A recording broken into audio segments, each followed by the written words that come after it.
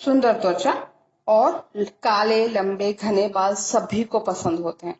अगर आपकी भी तमन्ना है कि आपके बाल लंबे घने काले हो और स्किन चमकदार हो, तो उसके लिए हमको डेली एक विटामिन सी से भरपूर आंवले का सेवन करना चाहिए। तो अब आंवला सिर्फ ठंड के दिनों में मिलता है मार्केट में, तो हम कुछ ऐसे उसको फॉर्म में कन्वर्ट कर लें, उसको स्टोर करके रख लें कि साल भर आंवला हमारे पास हो और हमको जब भी इसकी आवश्यकता हो तो हम विटामिन सी का सेवन कर सकें। तो इस तरह से आंवले की कैंडी बना के, गूसबेरी, इसको गूसबेरी भी बोलते हैं, इसकी कैंडी बना के हम रख लेंगे। बच्चे भी इसको इजिली खा सकते हैं क्योंकि मीठा खाना बच्चों को बहुत पसंद होता है। तो चलिए आज हम आंवले की कैंडी बना लेते हैं। और विटामिन सी तो हमारी इम्यूनिटी भी स्ट्रांग करता है। इसके लिए हमें डिजीज से सेव होते हैं, हम बहुत सारे माइक्रोब्स हम पर हमला नहीं कर सकते हैं।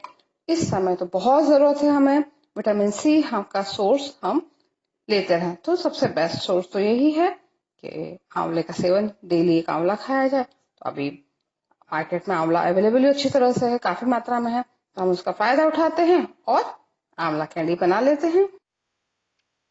Hello and welcome to my channel let's do classic DIY। इसी तरह की माउथ वाटरिंग रेसिपीज के लिए मेरे चैनल को सब्सक्राइब कर लें और रेसिपी अगर पसंद आए तो लाइक बटन दबाना ना भूलें। मैंने आधा किलो के करीब आंवला लिया है और इसको साफ पानी से अच्छी तरह से वॉश कर लिया है। अब इसको मैंने किचन टॉवल पर रखा है और किचन टॉवल से भी अच्छी तरह से पोंछ दिया इसको। ये अब इसको नेक्स्ट प्रोसेस इसकी यह है, इस तरह की एक पॉली बैग लेकर हम उसमें इन आंवलों को डाल देंगे। पर पहले प्रॉपरली वॉश करना ज्यादा जरूरी है। तो हम इन आंवलों को इसमें डालकर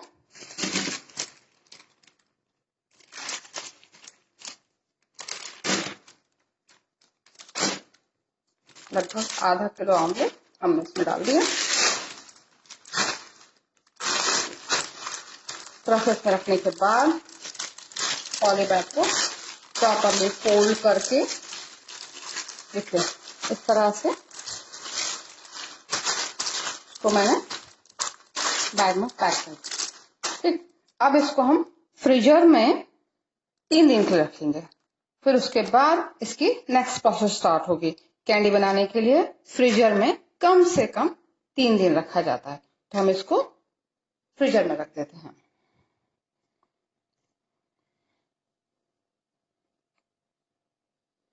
फ्रिज में नहीं, हमको फ्रीजर में रखना है, जहां पर हम आइस जमाते हैं उस वाले पोर्शन में, फ्रीजर में हम इसको रख देते हैं।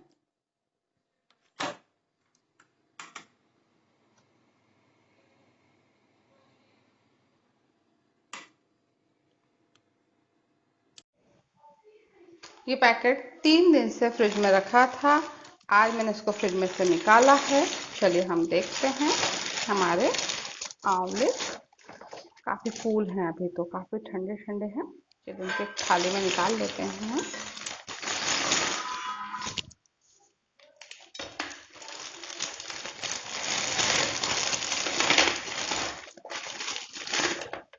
काफी कड़क हो गए हैं, देखिए, है ना, काफी। अभी तो इनको तोड़ना पॉसिबल नहीं होगा, इनको हम नॉर्मल टेम्परेचर पर आ जाने देते हैं। अभी देखिए पूरे उसमें बर्फ है, फ्रीजर में से निकाला है जस्ट मैंने अभी थोड़ी देर पहले ही। हम इनको नॉर्मल टेम्परेचर पर आ जाने देते हैं और फिर इनको, इनकी कलियां निकाल लेंगे। तो इनको नॉर्मल टेम्परेचर होने तक हम रुकते हैं। अभी ये नॉर्मल टेम्परेचर पर आ गया है, तो हम इनको इस तरह से अगर खोलेंगे तो इसकी फांकें अलग होने लगेंगी। अंदर की गुठलियां हम हटा देंगे और इसी तरह से सारे उनको खोल लेंगे। इजीली खुल जाते हैं, ज्यादा टाइम भी नहीं लगता है। इस तरह सारे फांके अलग कर देंगे हम इनकी, बिल्कुल। इसके लिए हमको चाकू की जरूरत नहीं पड़ेगी, इजीली इसकी एक एक फांक अलग हो जाएगी।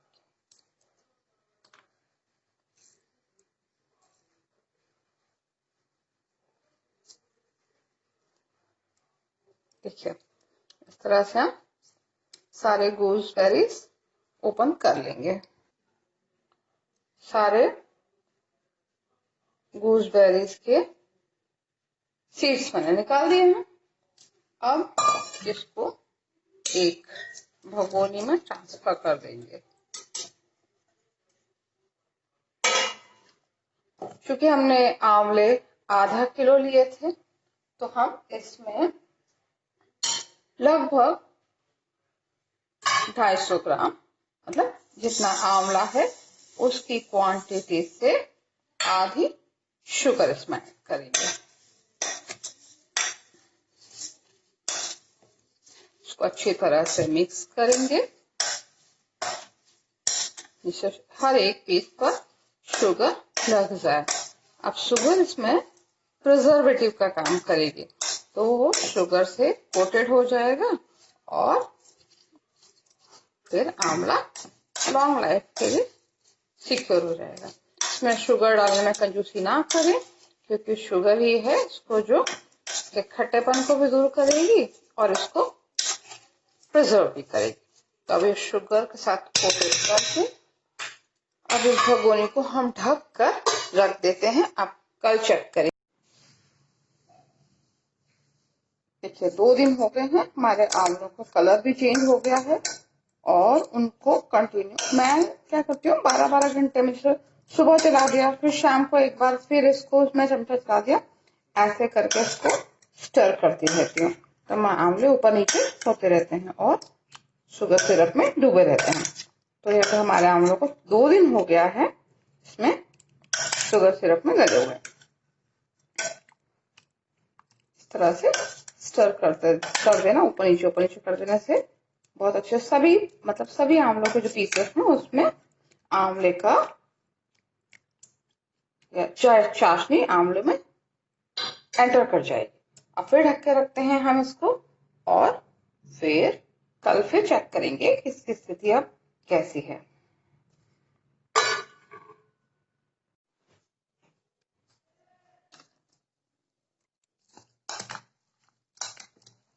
तीन दिन हो गए हैं हमारे आंवलों को सिरप में डूबे हुए।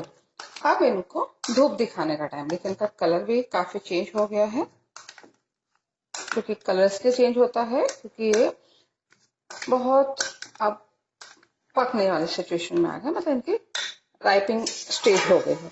अब हम इन आंवलों को थाली में डालकर धूप में रखेंगे। बहुत तेज धूप में नहीं रखना है हमको। अगर ऐसा है कि आपका धूप नहीं आती है तो आप इस आंवलों को पंखे में भी सूखने के लिए रख सकते हैं। तो ये हमने निकाल लिए हैं।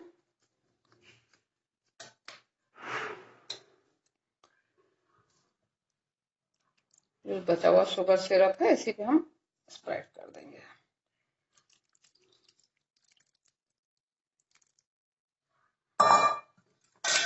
अब ये थाली हम 2 घंटे के लिए धूप में रख देंगे। बहुत तेज धूप में नहीं रखेंगे।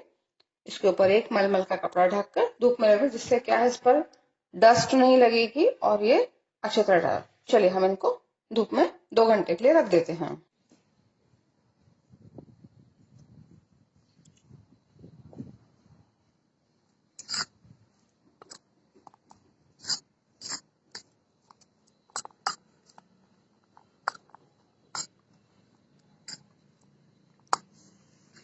दो दिन तक धूप में सुखाने के बाद हमारे आंवला काफी हद तक ड्राई हो गए हैं। अभी इनको 2 दिन और धूप में रखते हैं। इसको कपड़े से अच्छी तरह से कवर कर देती हूँ मैं, कभी धूप में रखती हूँ तो। 2 दिन बाद हम अपने आंवले चेक कर लेते हैं ड्राई हुए या नहीं। बहुत बढ़िया से ड्राई हो गए हैं ये। अब इनको हम